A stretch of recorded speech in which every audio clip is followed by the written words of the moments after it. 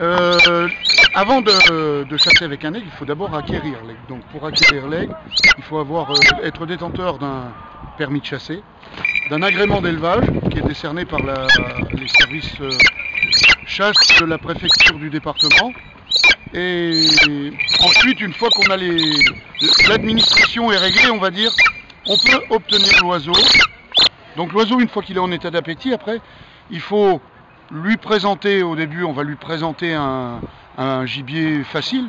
On va se balader, on va trouver un gibier facile qui va attaquer ou ne pas attaquer. Souvent, quelquefois, ça peut être un traîneau, même, on le dresse avec un traîneau. C'est-à-dire c'est une peau, tout simplement une peau d'un animal ou un animal mort.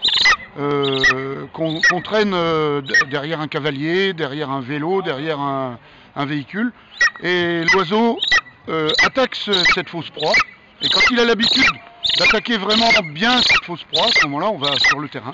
Et là, c'est la chasse. Après, c'est l'envie de l'oiseau, la forme physique de l'oiseau, on va dire l'état du gibier aussi, parce que le gibier il connaît bien son territoire, il sait se défendre, c'est très très difficile. On n'attrape pas un animal aussi facilement qu'on pourrait le croire. Un aigle dans la nature, pour attraper une proie, il va faire 5 attaques à peu près. Nous, en captivité, des fois c'est plus. Notre premier gibier, on peut le prendre quelquefois au bout d'une année, au bout de 5-6 mois de travail assidu avec l'oiseau. Donc c'est une chasse, on a coutume de dire, une chasse un peu de fêlé.